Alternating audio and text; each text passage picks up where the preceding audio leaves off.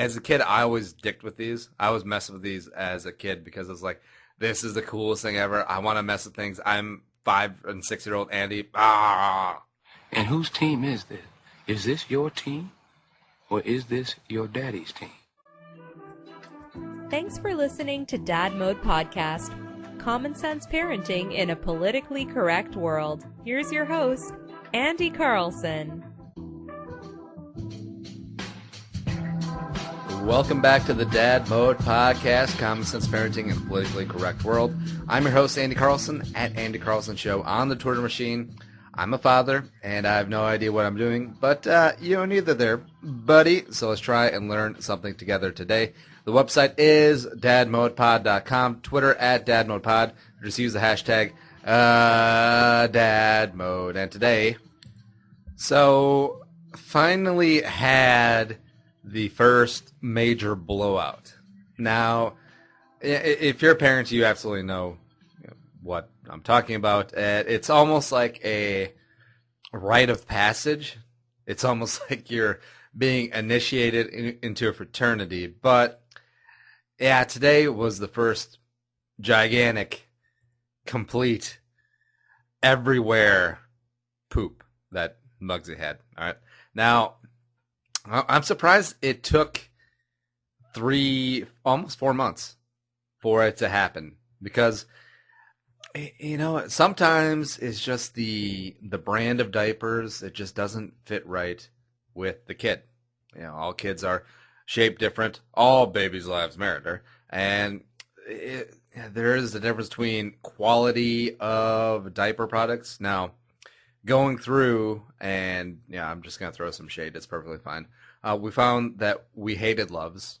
Loves were the absolute worst. We did not care for the Walmart brand diapers.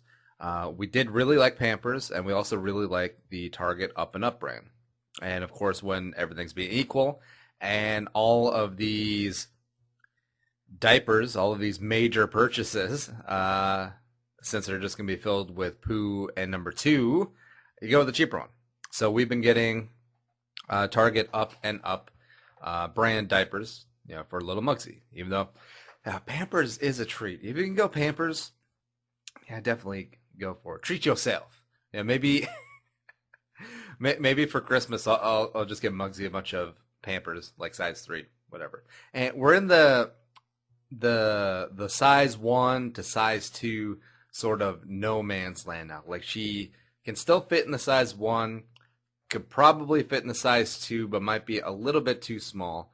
And that might lie the problem, as we did have the first gigantic blowout. But I think it was more beyond that. It was just volume. And at the risk of grossing people out, except I feel like most of the people who listen to the show are parents and have had young kids and have been through the whole rigmarole and are immune to being grossed out. I wasn't one who gets grossed out anyways. Like, if we're eating dinner, you could turn on like Discovery Health on like a gallbladder surgery, live looking, and I'd be fine. But overall, so I don't get grossed out by poop, but I was just surprised at how much it was, because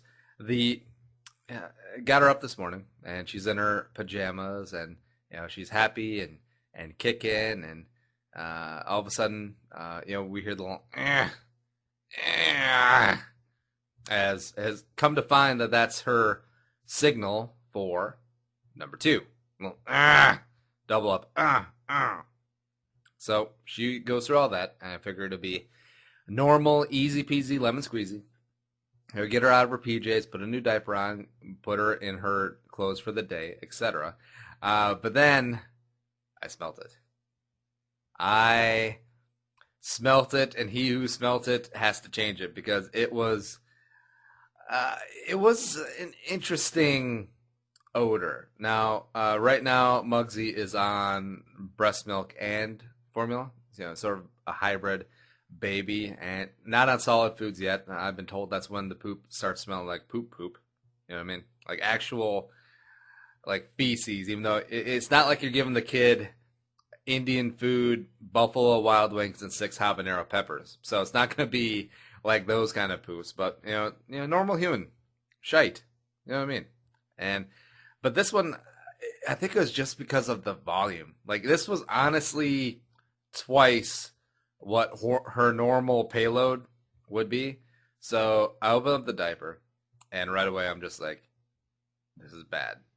This is not going to be good. And you could already, yeah, I looked at her back, and you could tell it was going all the way up. It was already soaked into the pajamas, and it was just like, no. Because they're cute pajamas. I mean, it was a little bit cooler last night here in Minnesota. So she was in like these long john material sort of jammies. So they're super, super cute. Hopefully the wife can just, wash them and shout them and do everything to them. But it was going up the side, and it was almost coming out the top on the back. And I was just like, oh, dear God. No, baby, no. Now, my first thought was, all right, so what is my course of action? And I'm a preparer. I used to work in commercial kitchens. I used to be a sous chef. So I'm very big into the preparation, the mise en place, everything ready to go. So I always have a new diaper, undone, stretched out, and 4 or 5 wipes all ready to go. Well, I needed about 10, right? Now, I was just like, how am I going to eat this elephant one bite at a time? So am I going to just try and scoop as much off of the backside and then put it into the diaper as I usually do? Or do I get the pajamas off of her? Do I just put her in a bath and just like hose her off like livestock? That's also an option.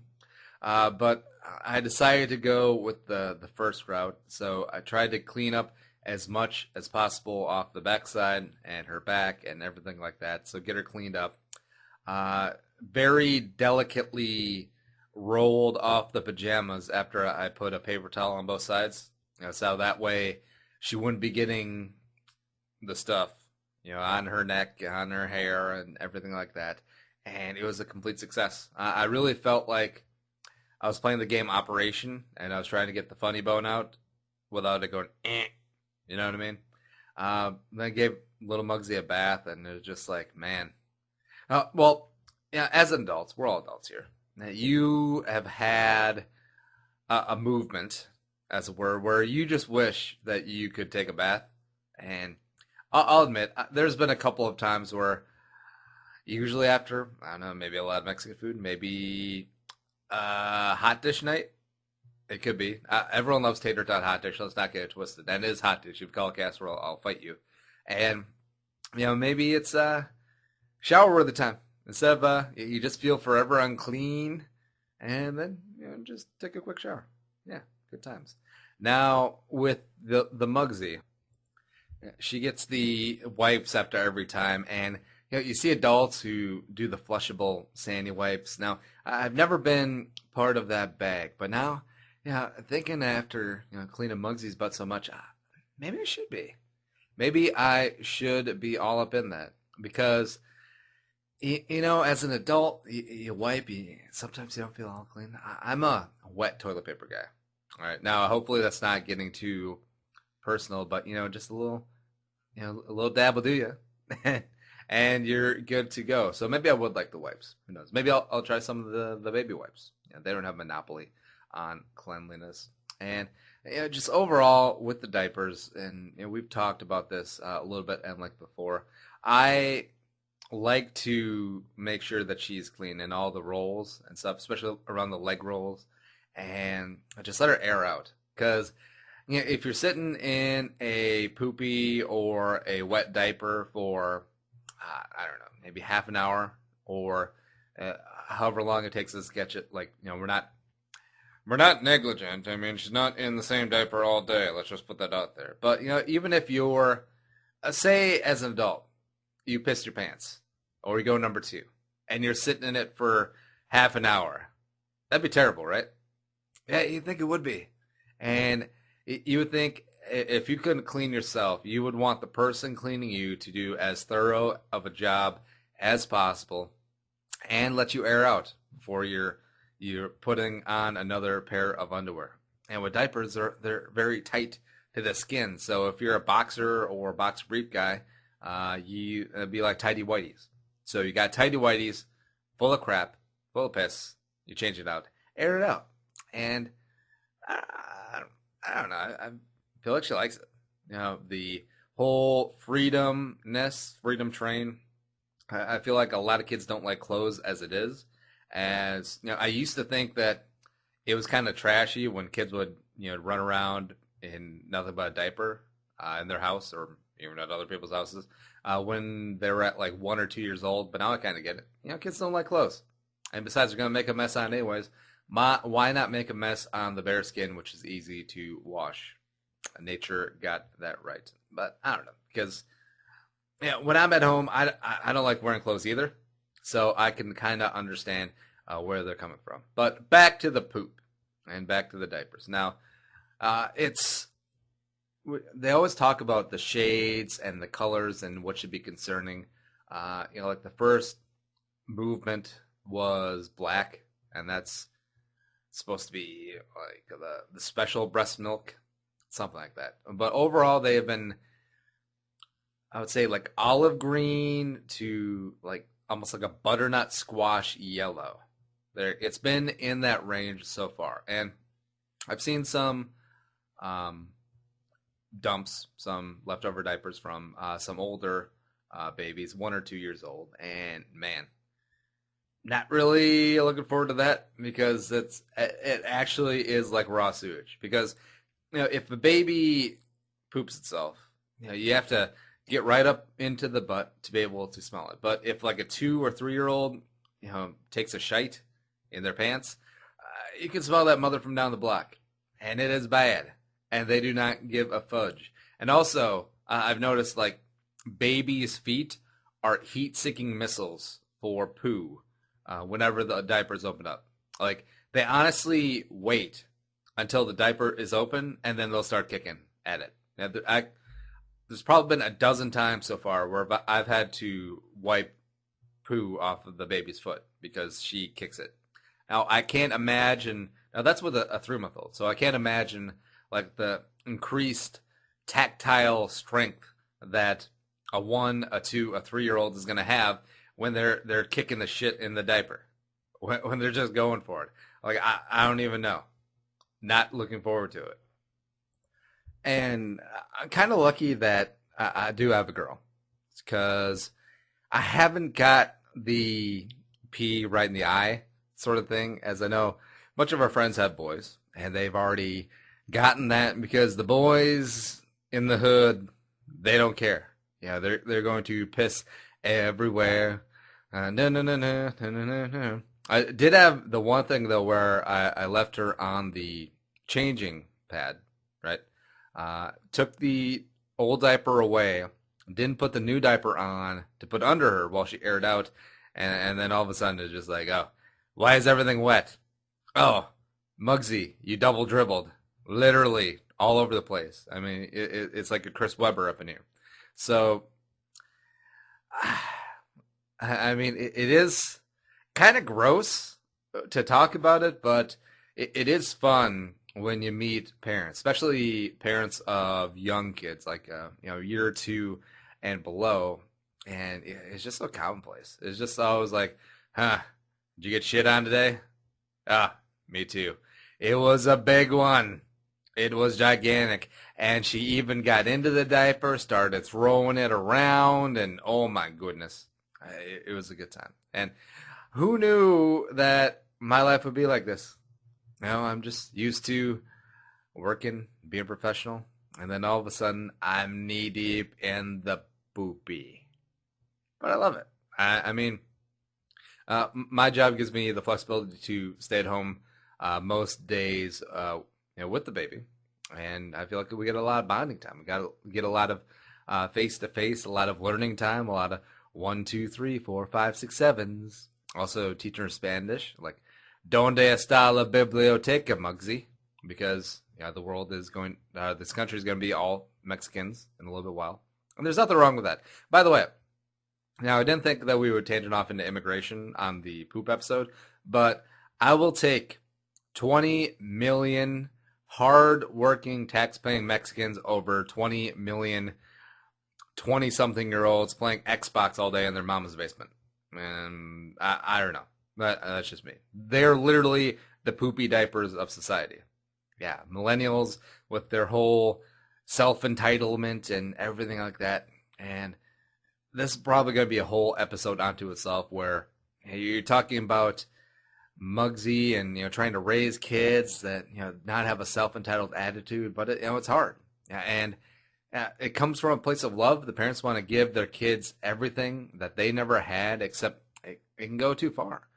Spoiled, self-entitled, etc. Like my biggest pet peeve is, I wouldn't say biggest, it's in the top 100 of pet peeves. And one day we'll do a show of all of Andy's pet peeves, but it's the kids you'll see on Facebook or on Twitter or on Instagram are this is a very Minnesotan thing, and are posing with their friends in front of their dad's speedboat at their parents' cabin. And it's like hashtag lake life, where it's like, don't be born on third and think that you hit a triple, kid. All right, that is not your speedboat. That is not your lake house. That's your mama and your daddy's. And who knows? Maybe that was passed down from generation to generation too. Because just like every Minnesotan, the wife and I have aspirations to own a lake cabin, own a lake house, own a boat as well. And you know what? We'd be like Muggsy and other future kids. We've been really blessed to work hard and be able to afford this lake house, but it's not yours. It's your mother and mine. And yeah, so there you go. I don't know how we got off on that because of the poop episode. I don't know. It just kind of happens. Now, if Pampers or Huggies wants to become a sponsor of the show, maybe I'll have a different opinion about your damn products. Or who knows, maybe the nighttime diapers or the creepers or the pull-ups, maybe they'll be more upper alley. But right now, your size 1/newborn diapers are shite. And Target and Pampers brands for life, son. Well, so far at least. And fortunately, we haven't had the incident in public yet. Now, we've had we've gone out to dinner, we've gone out to eat, we've gone out to the malls, parks, libraries, etc. A number of times with Muggsy so far, except we haven't had the out in public absolute bomb. You know what I mean? And if it did happen, it definitely would change her, because it's got to be miserable just sitting in your own stool for that amount of time. I'm kind of looking forward to using the koala changing tables. You know what I mean? In the public restrooms, they have these giant plastic things on the wall that it folds down and makes a fun little whoosh sound, because it's on like a hydraulic hinge. Now, as a kid, I always dicked with these. I was messing with these as a kid because it was like, this is the coolest thing ever. I want to mess with things. I'm 5 and 6-year-old Andy. Exactly that. So, is it bad that I'm kind of looking forward to, when we're in Target and Muggsy just drops a deuce and I get to go use the koala changing tables? I mean, it's kind of fun. Now, what is the age limit? I know that a lot of places have family bathrooms where this is fine, but say we're at a place that doesn't. What is the age limit for me being able to bring my daughter into the men's room to either change her pants, or when she's a little bit older to have her use the bathroom? Because say if it's just me and her on a trip, I can't go into the women's restroom unless I identify as a female. And then I'd have to go through like several different layers of court proceedings, but yeah, that's okay. So if I bring her into the men's room, do I just put her into her own, take her to a stall, like cover her eyes as we're walking in if people are in there, and then just let her do her business in the stall and then leave? Like, is that the generally accepted practice? Even though I don't really care about generally accepted practices, I just want to do the correct thing. I think it'd be fine. Like if I'm in a bathroom and then I'm doing my business at a urinal, whatever, wash my hands, something like that. Even though I'm not a big washing your hands guy, but that's another episode. And a dad brings in like his 4-year-old daughter to pee in the stall. I wouldn't care. I mean, would anyone with any shred of common sense look at that and be like, how dare you? No, absolutely not. Get out. Or, to be honest, if it's a mother and like a 3-4-year-old, three be potty trained yet? All right, let's say 4 to be safe. Would a mother walking in with her 4-year-old son to a ladies' room to use one of the stalls to let him go number 1, would that be an issue? I don't see it. I don't see how any non-suburban soccer mom, politically correct social media mafia person can look at that and be like, this is dumb. This is wrong. This is wrong and over the line. How dare you? Well, would you rather have an adult woman going into the men's restroom? No, see, the men wouldn't care, but the woman might not. The woman might definitely care because men's room's gross. Let's be honest. Now, I accept the filth, but that's perfectly fine. So that was the poop episode. And we also tangent off on immigration and some other things. But yeah, it's okay. And this is the type of talk you get on the Dad Mode. And if you're entertained by me, if you're entertained by Uncle Nick, if you're entertained by our intermittent guests, tell a friend. If you're out having a couple of drinks or hanging out at the family gathering, probably having a couple of drinks if your family's anything like mine, and, just tell them. They'll be like, I listened to this really awesome podcast. Now, if they're an older family member, you'd be like, a podcast is like a radio show on the interweb, Uncle Sal. Yeah, just tell them about the Dad Mode podcast, and hey, we'll keep growing. We've got more downloads every single month, and we're building. We're expanding the brand, as it were, and you can help us expand by shopping at Amazon through our link, dadmodepod.com, top left corner. Click through our Amazon banner. It'll take you to Amazon through our link. Bookmark that link, and every time you buy something on Amazon, as you all do all the time, just use our link. Make sure that we get credit for it, and we'll get a couple of shekels, a couple of nickels to keep the Dad Mode podcast going. Keep the lights on in his mother. Maybe get Nick the Russian mail order bride he's always wanted. Who knows? Yeah. So the show is available on iTunes, and follow us on Twitter at DadModePod. At Andy Carlson Show is my personal Twitter. The website is dadmodepod.com. But we gone. Be a man, be a father, and go Dad Mode. And we'll see you next time. Think the episode you just heard is worth $1? Well, send it our way. Visit dadmodepod.com/support to find out how. Be a man, be a father. Go Dad Mode.